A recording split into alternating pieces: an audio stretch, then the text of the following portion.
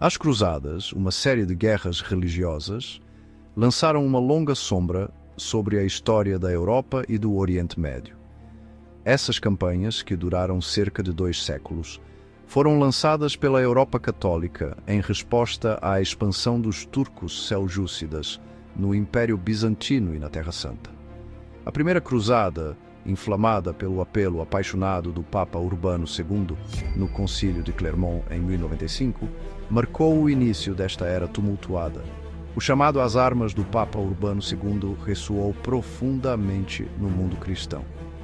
Ele pintou um quadro vívido do sofrimento dos cristãos no Oriente nas mãos dos turcos seljúcidas. Ele clamou pela libertação de Jerusalém, a cidade sagrada, do controle muçulmano. Essa mensagem, imbuída de fervor religioso, tocou a alma de cavaleiros, camponeses e nobres. A resposta ao chamado de Urbano foi avassaladora. Milhares atenderam ao chamado, movidos por uma mistura de zelo religioso, a promessa de aventura e a esperança de ganho material.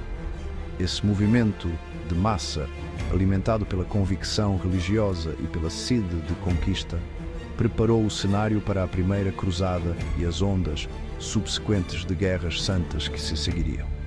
As cruzadas não foram apenas uma reação à expansão islâmica. Elas também foram um produto da paisagem social e política da Europa do século XI. A Igreja, buscando afirmar sua autoridade e curar o cisma com a Igreja Ortodoxa Oriental, encontrou uma causa unificadora na libertação da Terra Santa. Essa confluência de fatores preparou o cenário para as cruzadas, moldando o destino da Europa e do Oriente Médio por séculos. Embora as cruzadas sejam frequentemente retratadas como um esforço exclusivamente religioso, a realidade é muito mais complexa. O fervor religioso, sem dúvida, desempenhou um papel significativo, levando muitos a arriscar suas vidas em nome de Cristo. A promessa de recompensas espirituais, incluindo indulgências que ofereciam a remissão dos pecados, provou ser um poderoso motivador para muitos cruzados. No entanto, ao lado do zelo religioso, outros fatores contribuíram para o espírito das cruzadas. Para muitos cavaleiros, as cruzadas representavam uma oportunidade de glória e aventura. A perspectiva de terras e riquezas no Oriente atraiu muitos filhos mais novos de famílias nobres que buscavam construir suas próprias fortunas. Incentivos econômicos também desempenharam um papel.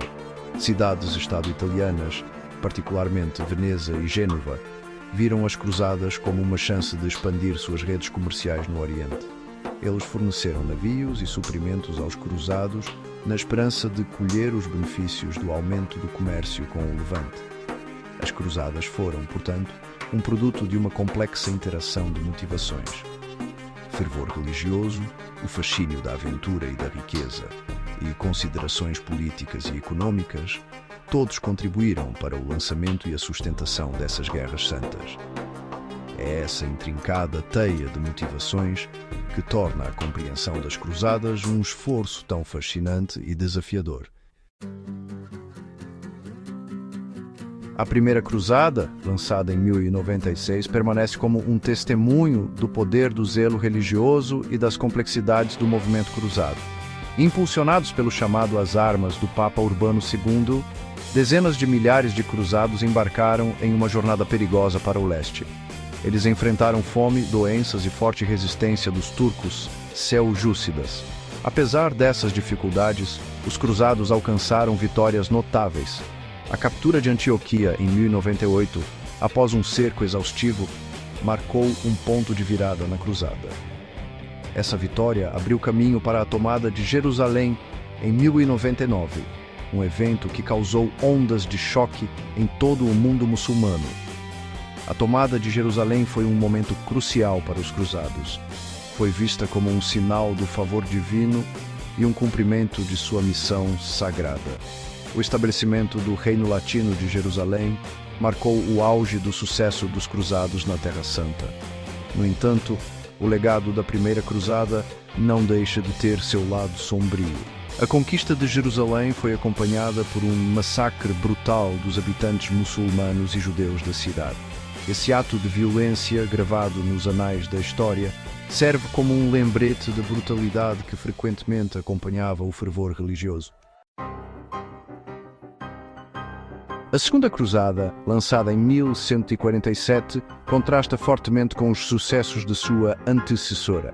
Essa campanha, motivada pela queda do condado de Edessa para as forças de Zengi, um poderoso atabeg turco, terminou em uma derrota humilhante para os cruzados. Liderada pelo rei Luís VII da França e pelo rei Conrado III da Alemanha, a Segunda Cruzada foi assolada pela desunião e pela má liderança. Os cruzados sofreram uma derrota esmagadora nas mãos dos turcos seljúcidas na Batalha de Dorylaeum, em 1148. Esse desastre, agravado por novos contratempos, destruiu o moral dos exércitos cruzados. O fracasso da Segunda Cruzada teve consequências de longo alcance.